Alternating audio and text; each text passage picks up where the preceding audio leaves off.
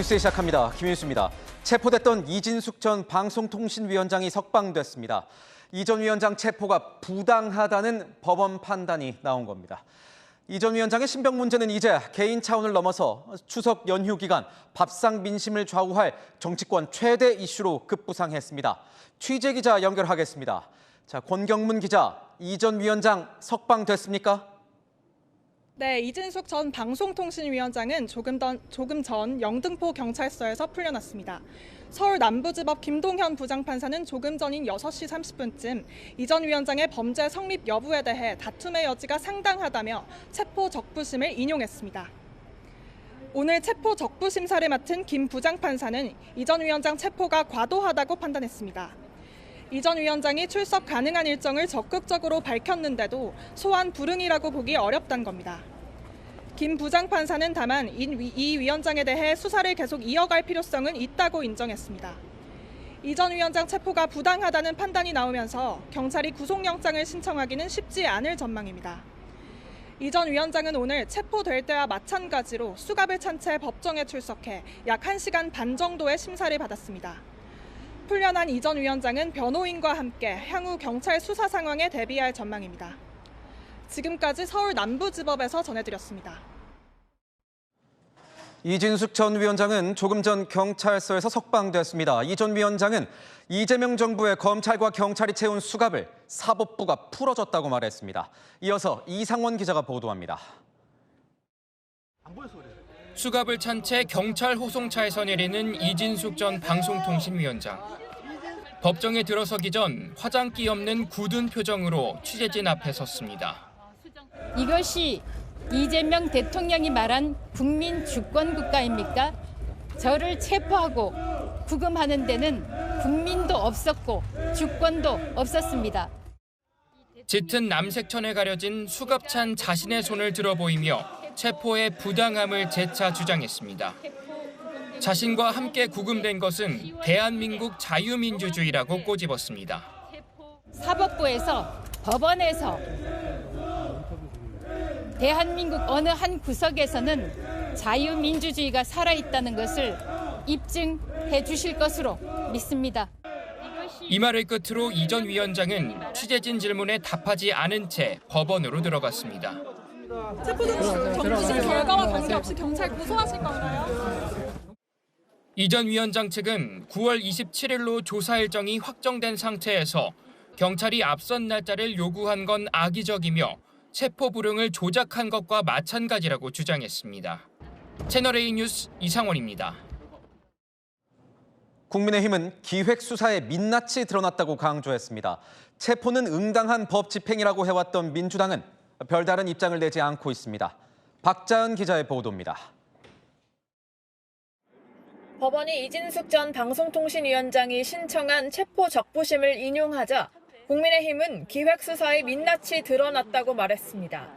경찰의 엉터리 소환과 짜맞춘 체포임이 만천하에 밝혀졌다며 연휴 직전에 벌인 휘대의 수사기록 조작이라고 날을 세웠습니다.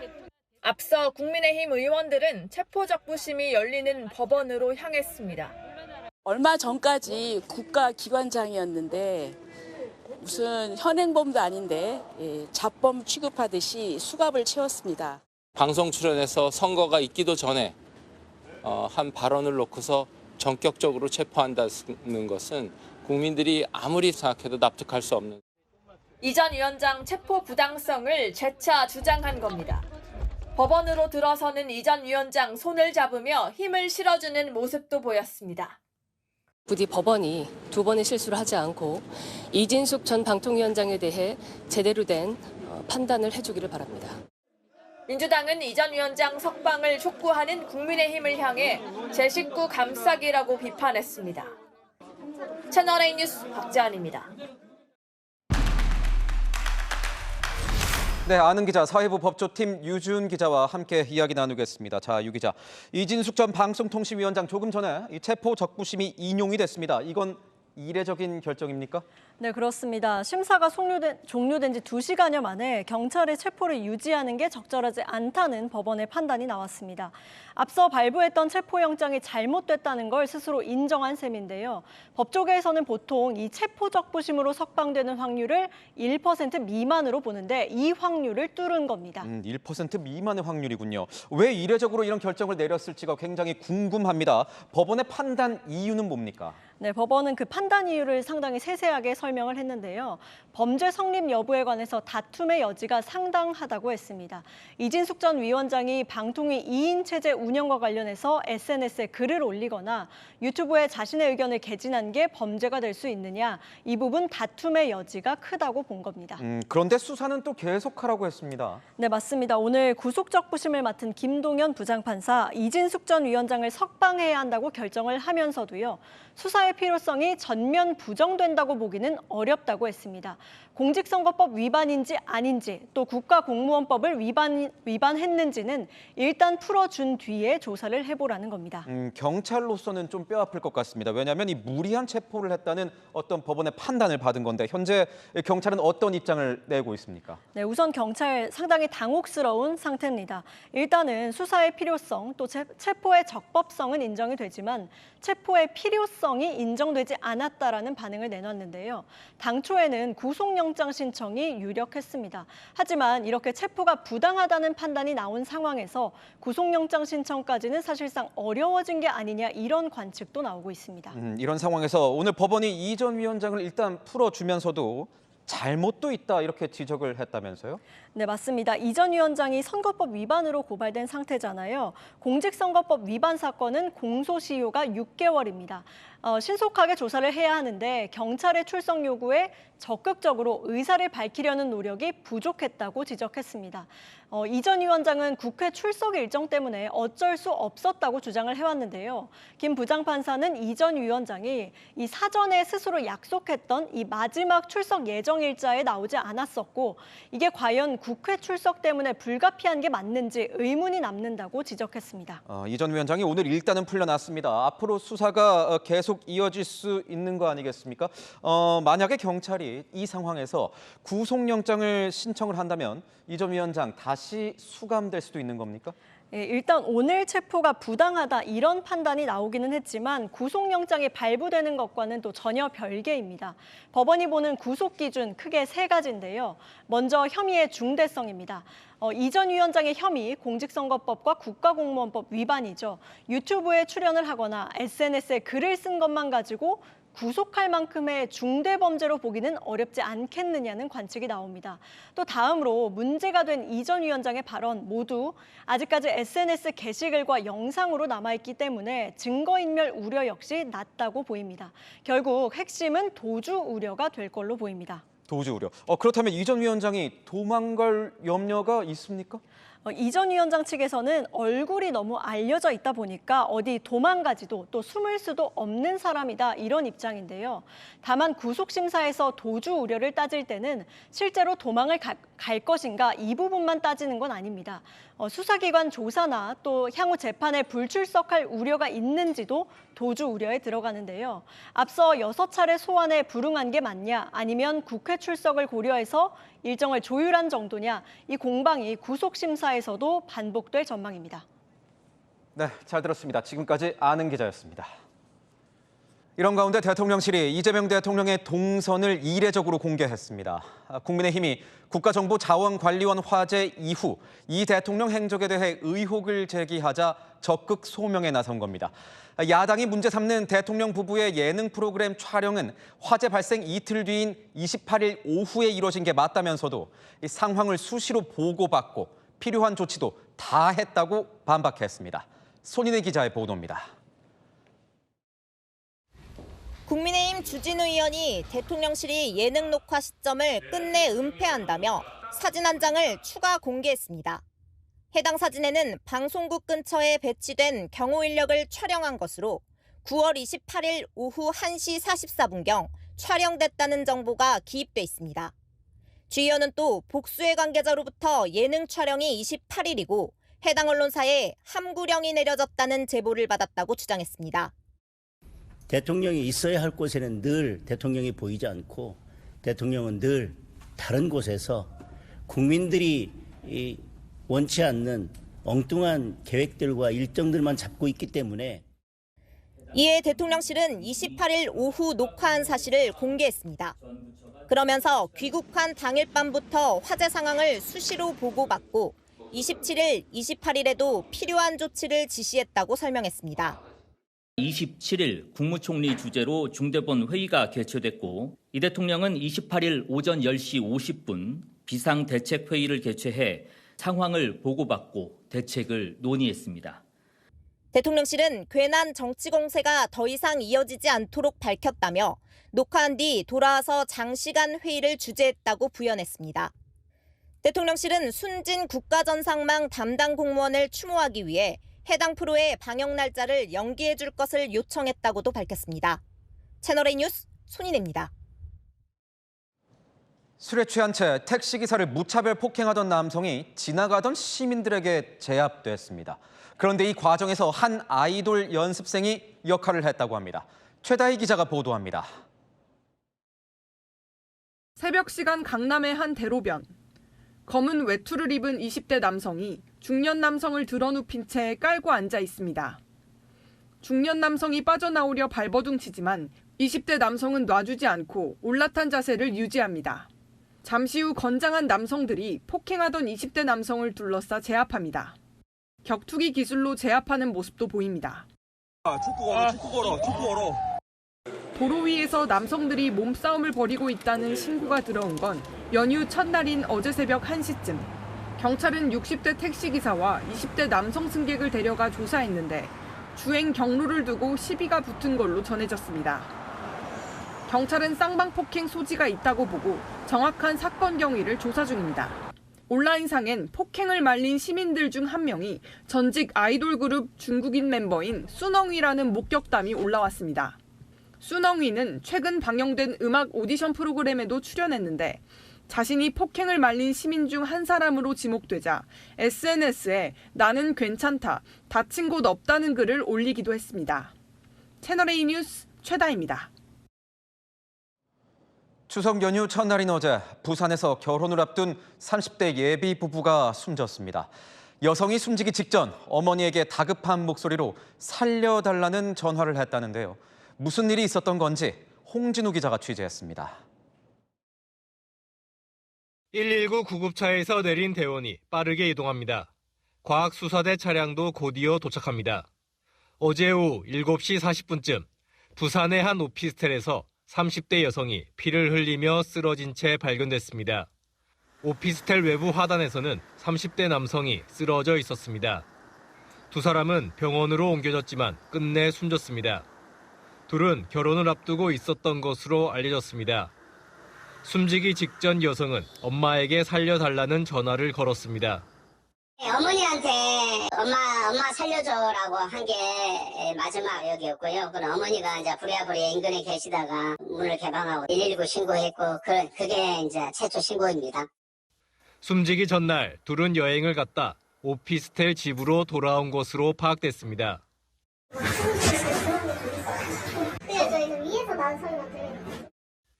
경찰은 남성이 여성을 흉기로 살해한 뒤 투신한 것으로 보고 정확한 사건 경위를 조사 중입니다. 공장에서 흰 연기와 함께 강한 빛을 내며 불길이 타오릅니다. 경남 김해의 비철금속 제조 공장에서 불이 난 건 어제 오후 7시 40분쯤. 소방당국은 인근 소방서의 인력, 장비를 동원하는 대응 1단계를 한때 발령하고 진화에 나섰습니다. 인명피해는 없었지만 불이 닿으면 폭발하는 마그네슘 등이 많아 11시간 만에 겨우 큰 불길을 잡았습니다. 어젯밤 부산에서는 면허 취소 수준의 술을 먹고 승용차를 몬 30대가 역주행하다 마주오던 택시와 충돌했습니다. 이 사고로 60대 택시 기사와 승객 1명이 다쳐 병원에서 치료 중입니다. 채널A 뉴스 홍진우입니다. 여름 휴가철이 끝난 김에 이 바닷속 청소하러 들어가 봤더니 가관입니다. 이런저런 쓰레기는 물론 대형 타이어에 캠핑 의자까지. 도대체 이런 걸 왜 바다에 버리는 걸까요? 강경모 기자가 취재했습니다. 1번 다이버 입구 준비 완료. 2번 다이버 입구 준비 완료.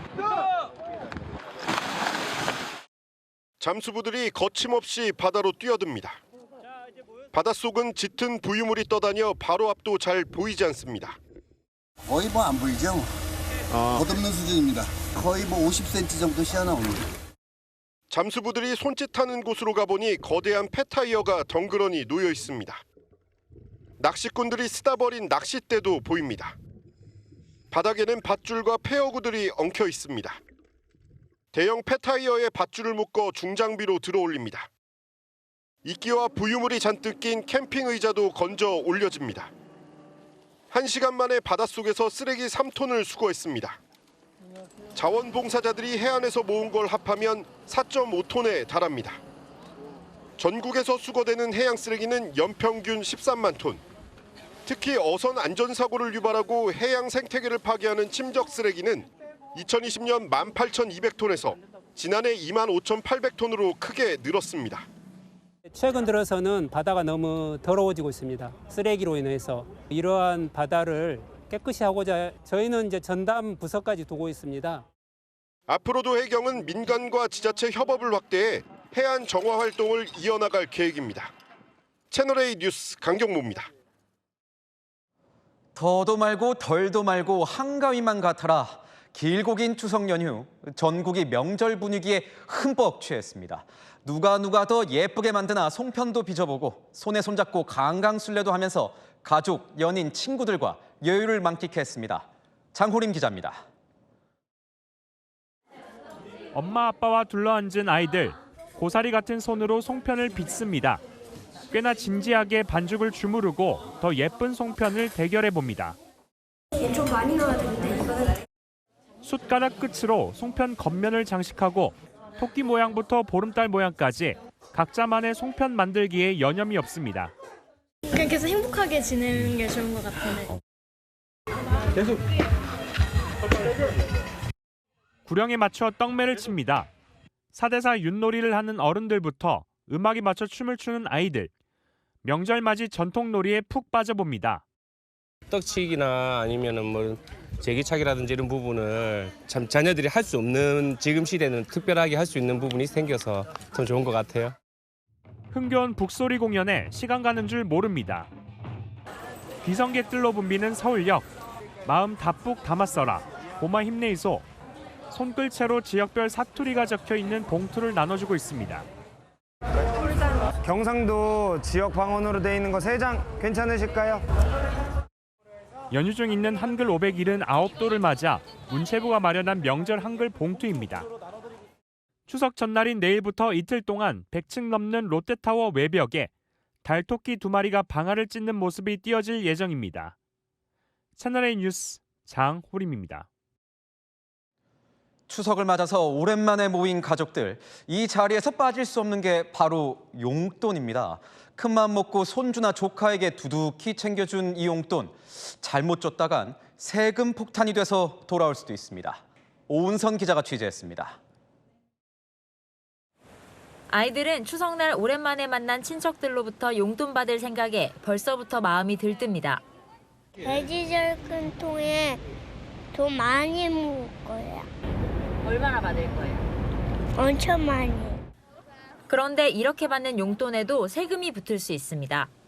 용돈은 축하금 성격이기 때문에 대부분 증여세를 내지 않아도 되지만 사회 통념을 벗어날 정도의 거액이라면 과세 대상이 됩니다. 미성년자는 10년간 2천만 원, 성인은 5천만 원까지 비과세됩니다. 또 친척에게 받은 돈은 10년간 1천만 원까지만 세금이 붙지 않습니다. 미리 신고하지 않으면 최대 40%의 가산세를 물 수도 있습니다. 미성년자가 10년 동안 받은 용돈이 4천만 원이라고 가정해 보겠습니다. 부모님이 맡아뒀다가 한 번에 줄 경우 2천만 원을 공제한 나머지 2천만 원에 대한 세금 200만 원을 물어야 합니다. 전문가들은 부모님이 보관해 주더라도 자녀 명의 계좌에 저축해 주는 것이 더 유리하다고 설명합니다. 자녀 명의를 통해서 명절 축하금 등을 입금을 하게 되면 나중에 이것이 문제가 됐을 때 입금하기가 더 유리합니다. 명절 용돈 금액이 크다면 증여가 아니라는 것을 입증하기 위해 사전에 기록을 남기거나 홈택스나 주소지 관할 세무서에 신고하는 게 안전합니다. 채널A 뉴스 오은선입니다. 추석하면 또 빼놓을 수 없는 게 바로 선물입니다.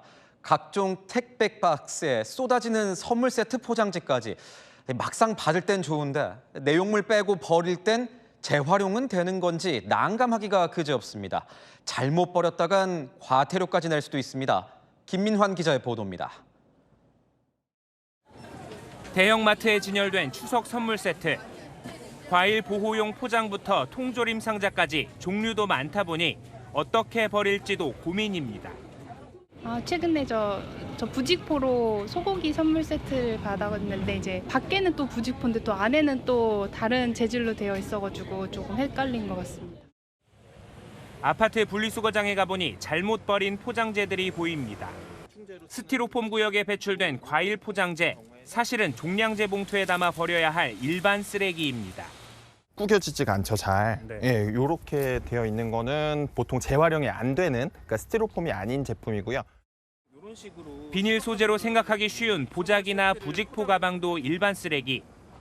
비닐로 착각하기 쉬울 것 같아요. 비닐류로 착각하시기가 쉬운데 비닐로 재활용되지 않기 때문에 일반 쓰레기로 종량제 봉투에 담아서 버리시면 됩니다. 장식용 종이는 코팅이 돼 있으면 종량제 봉투에 버려야 하고 신선식품 선물 상자 속 아이스팩은 내용물이 물인지 젤인지에 따라 분리수거 가능 여부가 나뉩니다. 배출 수칙을 어기면 과태료 10만 원을 물어야 하는 만큼 배출 전 확인은 필수입니다. 채널A 뉴스 김민환입니다. 이시바 일본 총리의 후임자가 될 새 자민당 총재가 뽑혔습니다. 당초 예상과 달리 다카이치 사나에 전 일본 경제안보 담당상이 선출됐습니다. 일본 최초 여성 총리가 탄생할 것으로 보입니다. 도쿄에서 송찬욱 특파원이 보도합니다. 다카이치 사나에君をもって当選者と決しました。 자민당 의원들의 박수에 굳은 표정으로 인사하는 여성. 집권 자민당의 첫 여성 총재로 선출된 다카이치 사나의 전 경제안보 담당상입니다. 다카이치 신임 총재는 당원의 압도적 지지로 1차와 결선 투표에서 모두 고이즈미 신지로 농림수산상을 누르고 3번의 도전 끝에 당선됐습니다. まずは日米同盟の強化、これをしっかりと確認し合うことも大事でございます。また日米韓で協力をしなきゃいけないこともございます。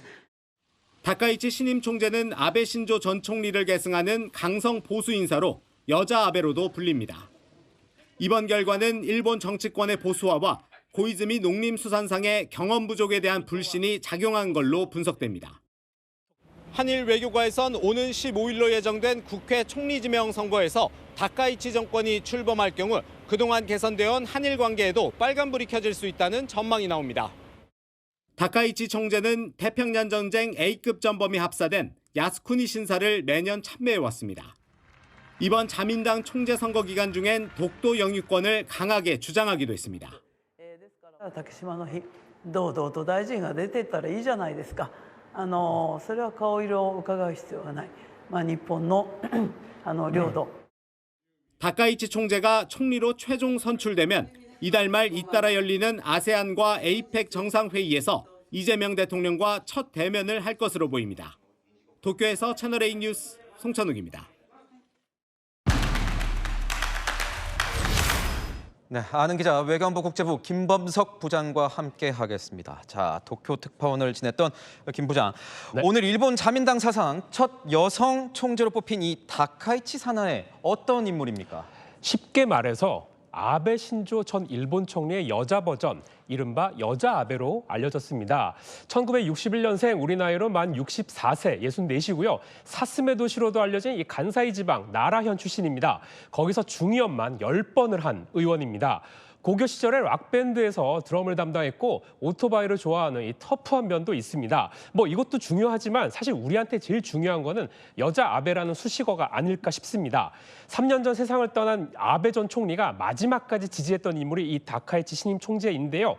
그러다 보니까 이 아베 전 총리가 강조했던 이 개헌이라든지 우익 성향의 정치적 이념은 물론이고 아베노믹스를 이 사나이 노믹스라고 하는 등 경제 전략까지 그대로 이어받았습니다. 정치적으로 매우 이제 강경하다 보니까 일본에서조차 호불호가 강한 인물입니다. 바꿔 말하면 사실 우익 세력들에게는 자신들에게 가려운 곳을 벅벅 긁어주니 정말 이만한 인물도 없는 거죠. 그럼 일본도 지금보다 더 어떻게 보면 보수적으로 이동할 수도 있는 겁니까? 네, 그럴 가능성이 없지 않아 있습니다. 정확히는 단순히 이 우양우라기보다는 트럼프 미국 대통령처럼 이른바 일본 퍼스트, 일본 제일주의라고 할 수 있을 것 같습니다. 이번 선거 과정에서 외국인 혐오 발언이 논란이 됐는데요. 자신의 이 고향, 이 나라현 명물인 사슴을 외국인들이 발로 찬다. 일본인들의 마음을 짓밟은 외국인에게 무언가를 해야 한다. 뭐 이렇게 얘기한 적이 있습니다. 마치 일본을 방문한 외국인은 뭐 예의도 없는 무례한 사람처럼 묘사를 한 거죠. 그리고 2달 전 열린 참의원 선거에서 이런 이 외국인 혐오 발언으로 재미를 본 극우 신진 정당이 있었는데 요 얘기를 비슷하게 한 걸로 보입니다. 실제로 미국에도 뭐 한마디 했다면서요?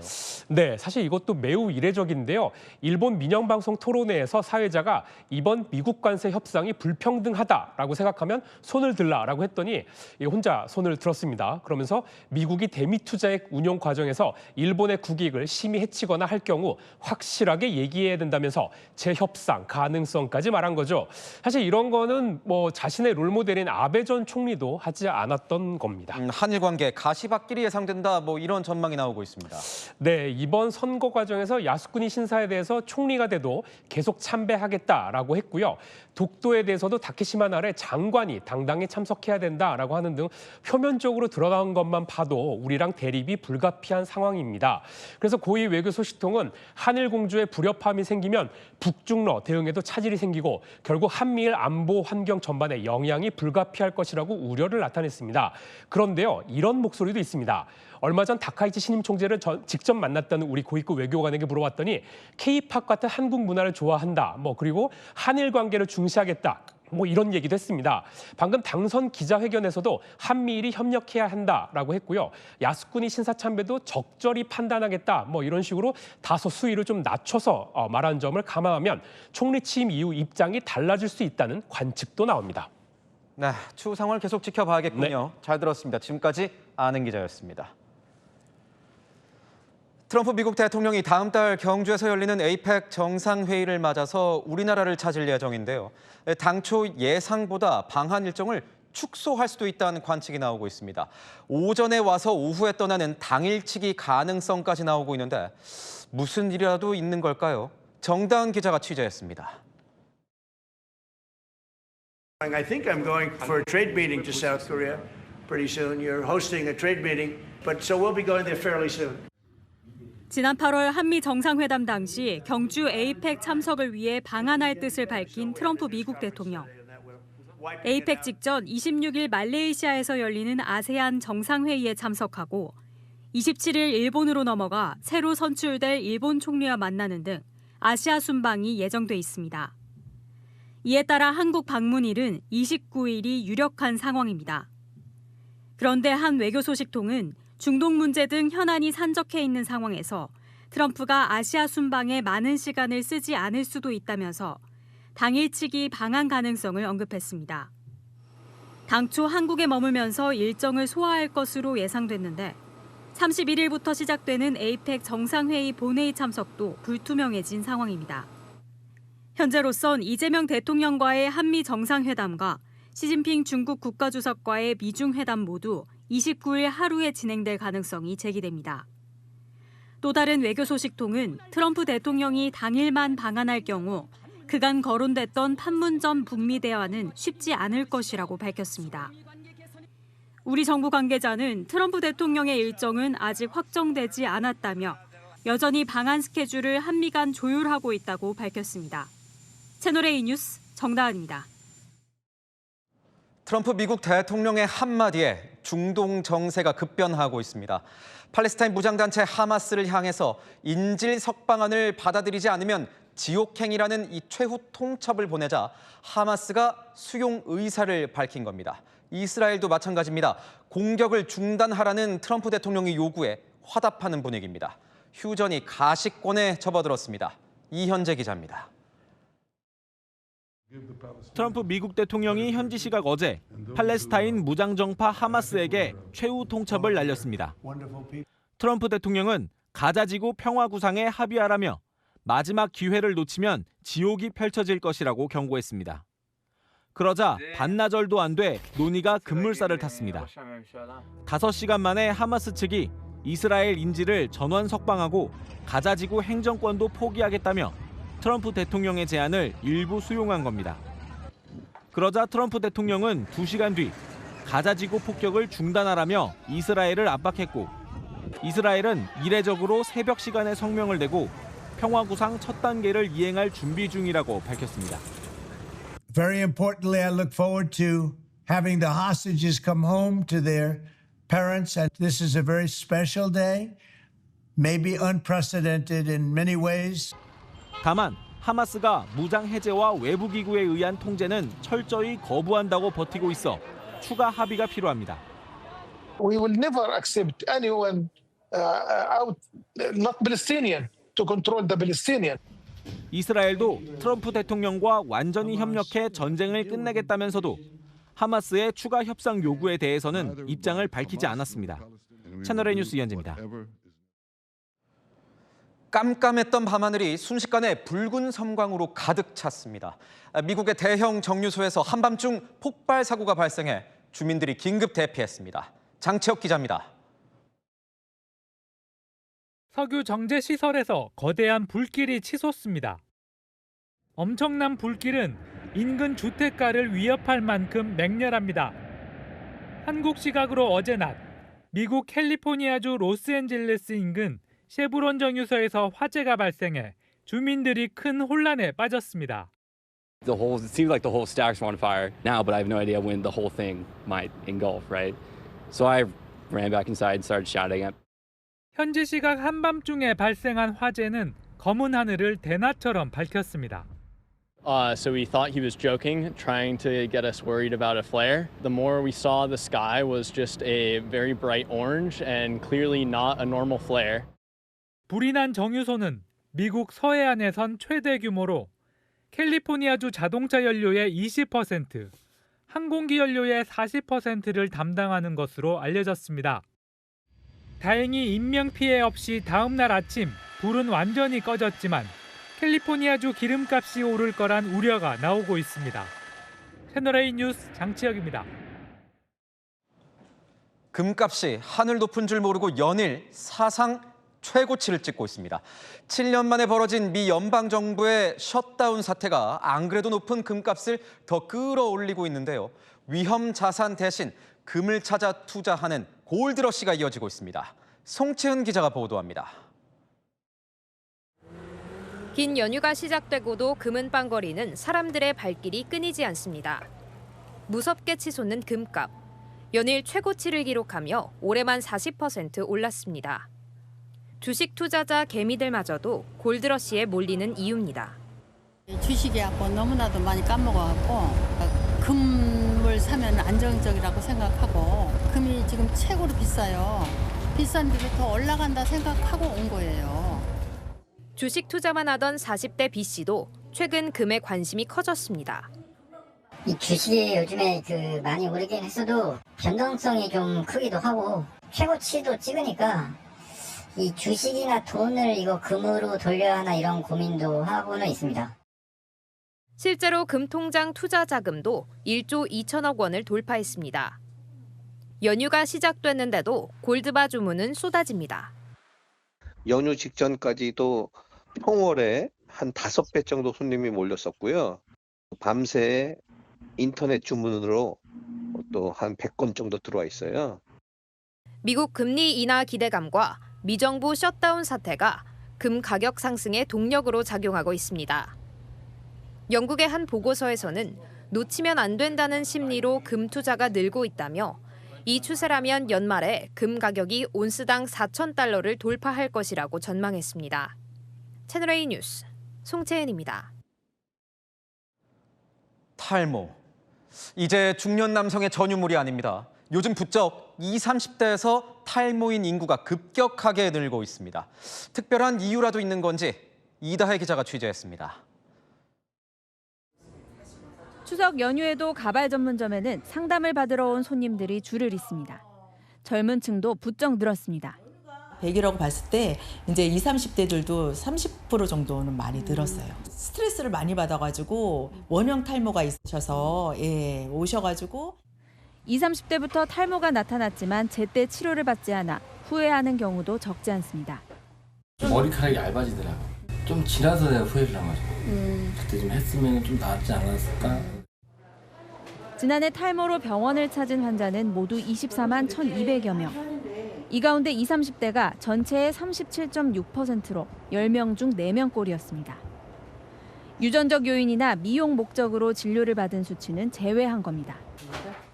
다이어트, 단기간 급격한 체중 감량도 탈모의 원인으로 꼽힙니다. 심장이 뛰어야 되고 호흡을 해야 되고 혈액이 순환돼야 되고 이제 그런 기관들 그런 에너지 꼭 줘야 되잖아요. 그러면 나머지 것들은 순위에 의해서 밀리는 거죠. 과도한 식이 제한을 피하고 비타민 D와 철분 등 영양소를 골고루 섭취하는 게 좋습니다. 또 면역력을 키우고 전문의 상담을 통해 조기 치료를 받는 것이 탈모를 막을 수 있습니다. 채널A 뉴스 이다혜입니다.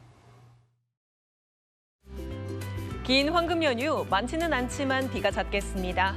작은 접이식 우산 하나 정도 챙겨 다니시면 좋겠는데요. 내일부터 화요일까지입니다. 전국 대부분 비가 오락가락하겠습니다. 비의 양은 5에서 10mm 정도로 빗방울이 떨어지거나 많이 내린다고 해도 이슬비 수준에 그치겠는데요. 강원 영동에만 최고 50mm의 다소 많은 비가 예상됩니다. 이에 추석 당일에도 전국적으로 흐리겠고요. 중부에서는 보름달 보기 어렵겠습니다. 일부 남부지방과 제주에서만 관측이 가능하겠습니다. 보름달 뜨는 시각은 서울이 17시 32분, 대구가 17시 26분으로 전국 대부분 17시 30분 전후입니다.